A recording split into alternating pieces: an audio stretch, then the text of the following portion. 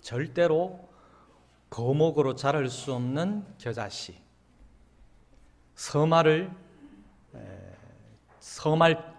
밀가루 서말 전체를 발효시킬 수 없는 누룩. 그런데 하나님 나라는 그러한 겨자씨가 거목이 된다고 그랬습니다. 그런 누룩이, 아무 능력 없는 누룩이 전체를 발효시키고 변화시키는 나라가 바로 하나님 나라라고 그랬습니다.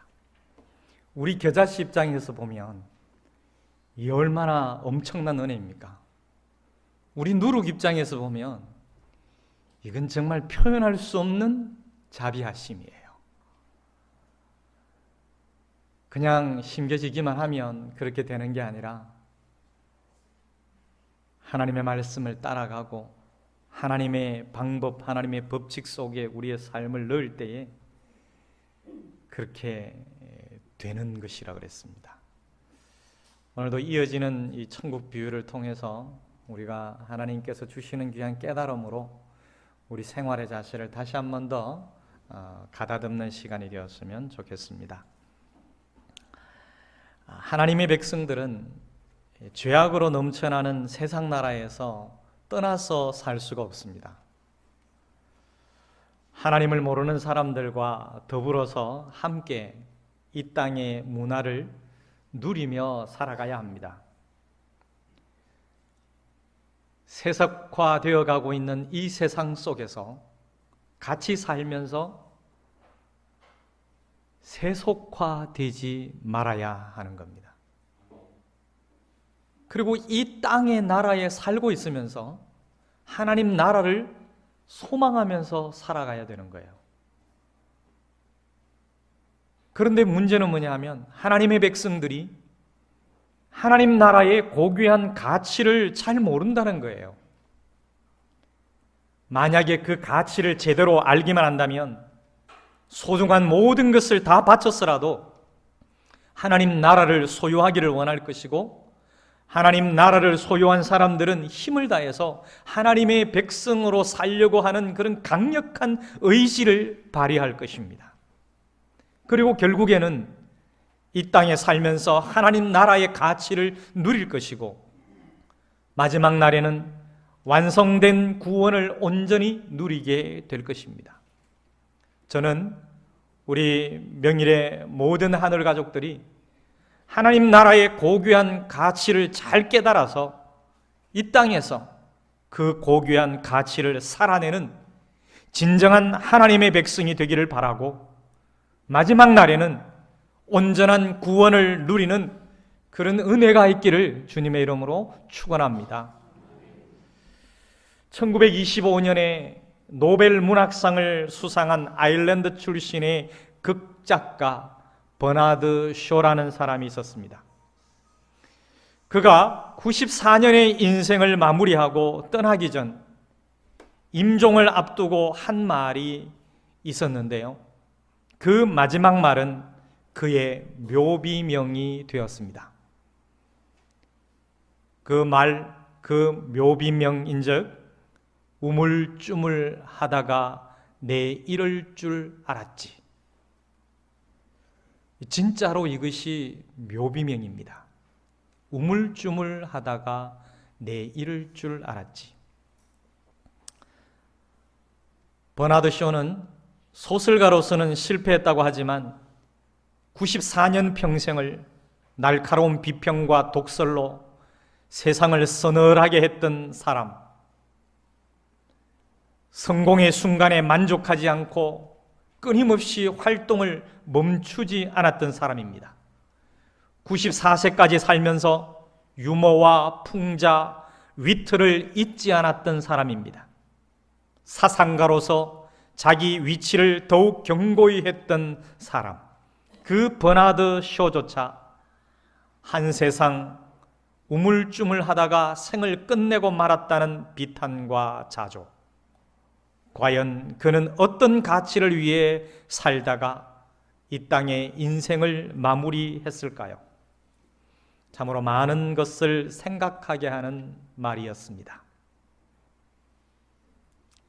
다 같이 44절 말씀을 한번 읽어봅시다. 다 같이 함께 봉독합니다.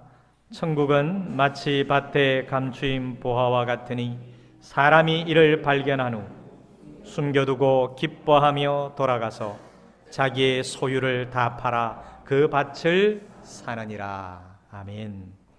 여러분이 제일 마음에 드는 구절에 줄을 치거나 동그라미를 한번 쳐보십시오. 지금 한번 쳐보세요. 볼펜은 앞에 필경대 위에 케이스에 있습니다. 여러분 44절 말씀을 다시 한번 눈으로 한번 보세요. 좀 이상하게 생각되지 않습니까? 어떤 사람이 밭에서 보화를 발견했습니다.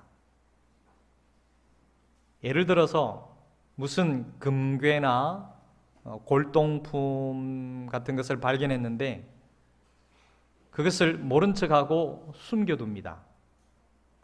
만약에 주인이 알면 안 되니까 그 밭을 팔지도 않을 테니까 말입니다. 그래서 주인에게 알리지를 않습니다. 주인에게 알리지 않고 자기 소유를 다 팝니다. 그리고 그 밭을 삽니다. 잘했어요? 잘못했어요? 이래도 돼요? 안 돼요? 이래도 됩니까? 이래도 돼요? 그럼 이러면 안 되지 않나요? 안 되잖아요. 자, 밭주인의 입장에 생각해 보세요. 착한 사람이에요? 뭐 어땠습니까? 주인에게 알려야 되잖아요. 그래서 실제로 이 말씀은 천국은 침노를 당한다는 마태복음 11장의 말씀을 잘못 해석하도록 정당화시켜주는 근거가 되기도 했습니다. 부정과 속임수를 써서라도 어떤 방법을 사용해서라도 열심을 내서 얻으면 괜찮은 것으로 해석하게 되는 것이죠. 하나님을 위해서라면 어떤 방법을 써도 돼. 주인도 속여도 되고. 이 같은 잘못된 해석은 감추인 보화라는 단어에 담겨진 그 하나의 의미에만 집중해서 번역해서 벌어진 일이라고 생각을 하게 되었습니다. 결정적으로 보화로 번역된 헬라어 데사우로스라는 말은 보물이라는 의미가 있습니다. 하지만 어떤 장소적 의미도 굉장히 강한 단어입니다. 그러니까 보화를 두는 창고, 저장소 같은 의미로도 많이 쓰이는 단어죠. 이와 같은 이해를 가지고 본문을 읽고 해석한다면 밭에 감추인 보화라는 말은 실제적인 보물이 숨겨져 있다는 뜻이기도 하지만 평범한 밭이 아니라 잘 만지고 잘 경작만 하면 좋은 수확을 거둘 수 있는 좋은 땅이라는 의미이기도 하다는 것을 알 수 있습니다. 여러분, 그렇습니다. 천국은 로또 같은 것이 아닙니다. 일확천금의 나라가 아닙니다. 잘 만지고 잘 경작해야 하고 노력의 대가를 지불해야 하는 나라가 하나님 나라입니다. 어쩌다가 뜰커등 보물이 걸렸는데 우와, 로또 걸렸다, 이런 나라가 아니라는 것이죠. 밭주인이 볼 때에 좋은 땅일 줄도 모르는데 보이지를 않습니다. 모릅니다. 그런데 그 땅이 좋은 땅인 것을 알아챌 수 있는 사람. 그래서 그런 가치가 있는 것을 발견했다는 거예요. 그 나라는 그렇게 가진 것을 다 팔아서라도 가질 만한 가치가 있는 것이다 라고 말씀하고 있는 것이죠. 하나님 나라는 우쩍우쩍게 살다가 보니까 보물 하나가 환하게 하나 얻어걸리는 그런 나라가 아니라는 거죠. 하나님 나라 그 자체가 좋은 땅이라는 것입니다. 사랑하는 하늘가족 여러분, 내가 속한 하나님 나라를 정말로 가장 가치 있게 여기고 있습니까? 만약에 돈이 필요하다면 기꺼이 지불할 수 있는 나라로 가치가 있습니까? 하나님 나라 복음의 가치를 알면서도 자기가 속한 믿음의 공동체에 헌금하는 것도 아까워하고 기본적인 11조 헌금도 하지 않는다면 과연 하나님 나라의 가치에 마음이 있다고 할 수 있을까요? 주일학교를 위해서 시간과 물질을 내어서 헌신하고 다음 세대 교육과 훈련을 위해서 복음으로 지역을 섬기기 위해서 선교를 위해서 하나님 나라 사역을 위해서 비전관을 건립한다 하는데 힘을 다해 물질을 드리고 있습니까? 아니면 그냥 하는 표시만 내고 있습니까? 여러분, 정말 가치 있는 것이라면, 진정한 가치를 발견했다면 그냥 하는 표시만 낼 수 있을까요? 시간이 필요하다면 다른 것을 포기하더라도 하나님 나라를 위해서 시간을 낼 수 있습니까? 여러분, 만약에 주일학교나 찬양대의 모임의 시간 변동을 제한한다면 다들 무엇을 먼저 생각할까요? 어떤 가치가 있을까? 그것을 생각할까요? 자신의 편리성을 먼저 생각하지 않을까요? 내가 편한 게 뭔가? 이걸 먼저 더 생각하지 않을까요? 시간 바꾸면 한 번 더 나와야 되는데, 온 김에 하는 게 더 편한데, 여러분, 가치를 생각하는 게 아니라 자기 편리성을 먼저 생각하는 게 인간 속에 있는 마음이라는 거예요.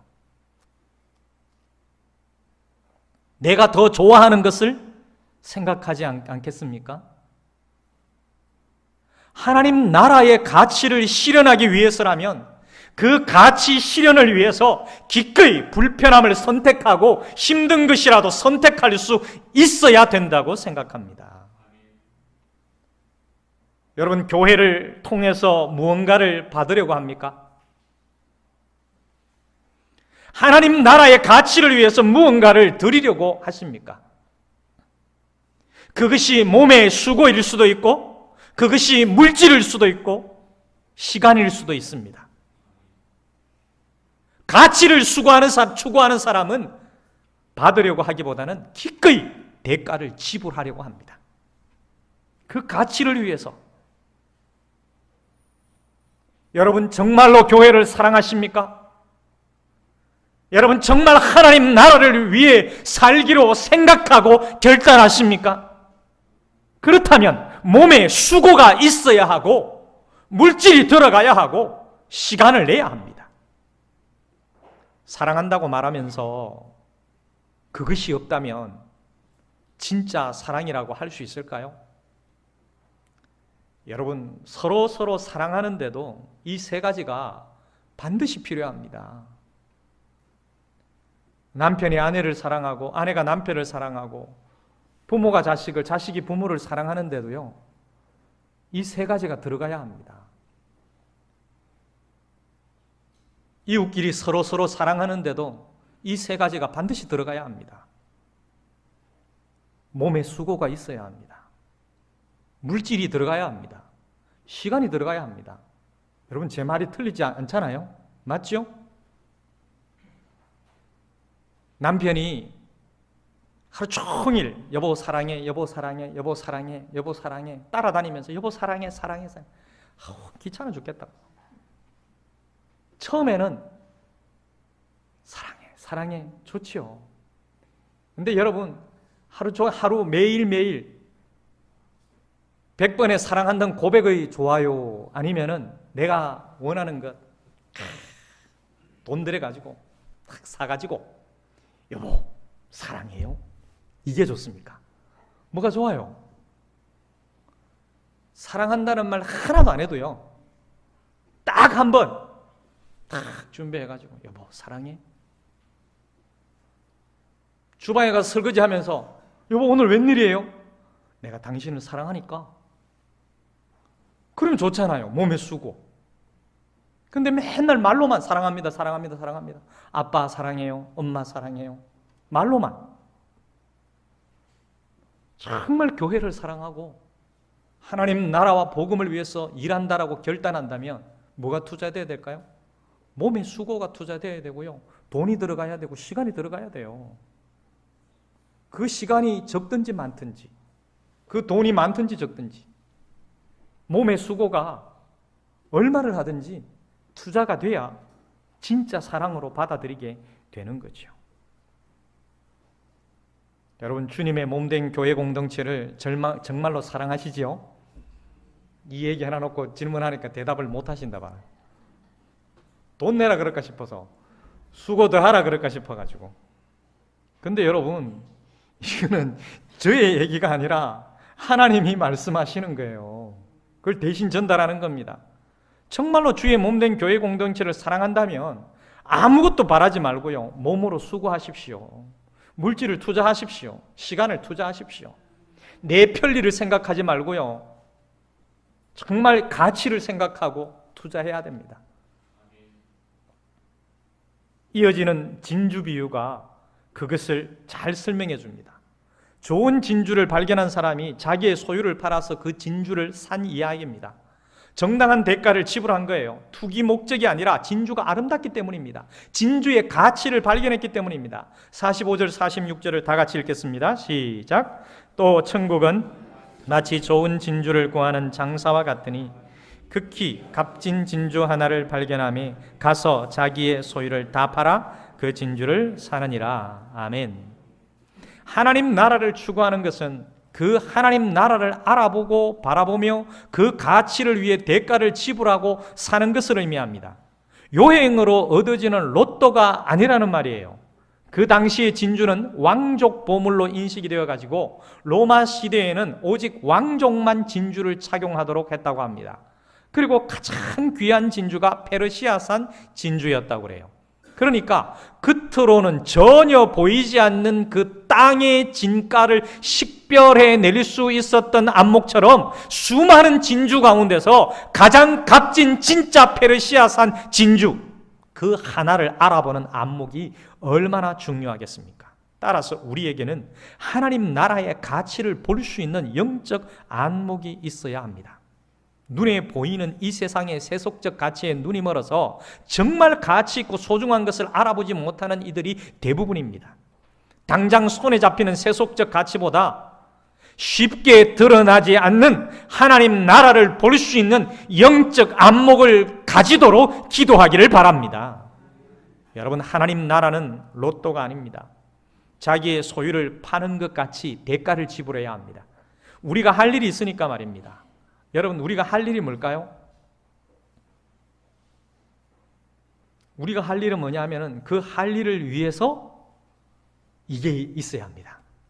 아까 여러분 말씀을 읽고 44절에서 마음에 드는 것 동그라미 치라 그랬죠. 46절에서도 마음에 드는 것 동그라미 한번 쳐보세요.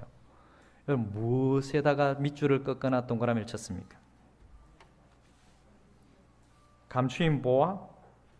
발견한 거, 숨겨둔 거, 기뻐한 거, 거기에서 중요한 게 뭘까요? 예수님께서 이 비유를 말씀하실 때 정말 말씀하고 싶으신 게 무엇이었을까요? 그건 뭐냐 하면 다 팔아서 이겁니다. 그걸 동그라미 치셔야 돼요. 다 팔아서. 또 오해하지 마시기를 바랍니다. 오늘 목사님 마음 단단히 먹었는가 보다.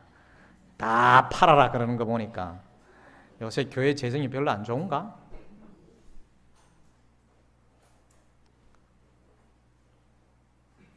여러분, 집 팔아가지고 교회 다 갖다 바쳐라는 그 얘기가 아니고요. 이 이야기는 무슨 말씀이냐면 다 팔아서 사는 것, 이거는요. 이걸 잘 들으셔야 돼요. 이것도 놓쳐버리고 안 듣고 나가가지고서는 아이고 오늘 목사님 헌금 많이 하라 하더라. 그 말도 틀린 건 아니죠. 헌금 많이 해야 되죠. 요겁니다. 단호한 선택과 결단이 필요하다는 말씀이에요. 가치를 발견했잖아요. 이 가치를 발견했으면 정말 이 땅이 다른 사람들 볼 때는 황폐하고 아무것도 안 될 것 같은 땅인데, 아무짝에도 쓸모없는 땅 같은데, 내가 볼 때는 이거 정말 좋은 땅인 거예요. 이걸 본 거예요. 그럼 뭐 해야 되느냐? 다 팔아야 된다는 거예요. 다 팔기 위해서는 그 사이에 뭐가 들어가냐면 단호한 선택과 결단이 필요해요. 값진 진주 하나를 찾았습니다. 어떻게 해야 됩니까? 선택하고 결단을 해야 되는 거죠. 오늘 우리에게 이 비유를 적용시킬 때에 다 판다는 의미가 뭘까요? 선택하고 결단하는 거예요. 내 몸의 수고를 드리기 위해서 선택하고 결단해야 되는 것입니다. 하나님 나라 가치를 위해서, 물질을 투자하기 위해서, 물질을 드리기 위해서 선택하고 결단해야 되는 거죠. 시간을 기꺼이 하나님 나라 복음을 위해서, 주의 몸된 교회를 위해서, 하나님의 사역을 위해서 시간을 기꺼이 뚝 떼내는 선택과 결단이 필요하다는 거죠. 여러분, 긴 연휴 동안에 여행 가려고 그러면 뭐가 필요합니까? 돈이 필요하죠. 그 돈 이전에 뭐가 필요해요? 선택하고 결단하는 게 필요하다는 거죠. 무엇을 위해서 내가 선택하고 결단하느냐? 그래야 그 다음에 돈을 쓰고 몸의 수고하고 시간을 들이는 거예요. 무엇을 위해서 내가 선택하고 결단하느냐 이거예요. 그런데 여러분, 이 비유는, 이 중요한 비유는 누구들에게만 주어진 것이냐면 예수님의 제자들에게만 주어진 거예요. 왜 그러냐 하면 예수님의 제자들에게는 더욱 분명한 선택과 결단이 필요하기 때문에 그렇습니다. 만약 내가 믿음과 상관없이 예수님을 따르는 무리들 중에 한 사람이라면 다른 문제죠. 그러나 내가 예수님을 닮아가기를 작정한 제자 그리스도인이라면, 하나님 나라의 가치를 위하여서 살아가는 사람이라면 다 팔아서 사는 단호한 선택과 결단의 자세가 필요하다는 것입니다. 오늘 우리에게 이러한 자세가 있습니까?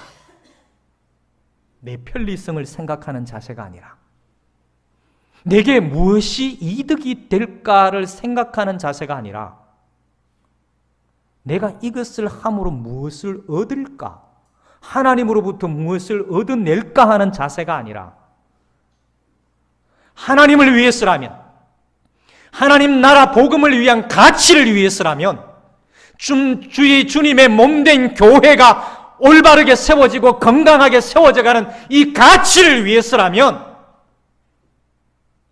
내 몸의 수고를 기꺼이 하고 내가 가진 것을 기꺼이 드리고 하나님이 내게 주신 이 시간을 기꺼이 뚝 떼어서 헌신할 수 있는 선택과 결단의 자세가 필요하다는 것이죠. 그래서 주님의 제자들에게 예수님께서 따로 이 비유를 말씀해 주신 것입니다. 진정으로 예수를 믿는 우리가 듣고 되새겨야 할 비유를 통한 생활의 자세입니다. 사랑하는 여러분, 오늘 우리에게 이런 자세가 있습니까? 이 시간 우리 침묵하면서 잠시 말씀을 돌아보겠습니다. 여러분, 나는 예수님을 따르는 무리들 중에 한 사람입니까? 나는 예수님을 믿고 닮아가기를 작정한 제자입니까? 그리스도인입니까? 다 팔아서 사는 단호한 선택과 결단의 자세, 이러한 자세가 오늘 우리에게 있습니까? 말씀을 통해서 깊이 생각하는 시간이 되기를 바랍니다.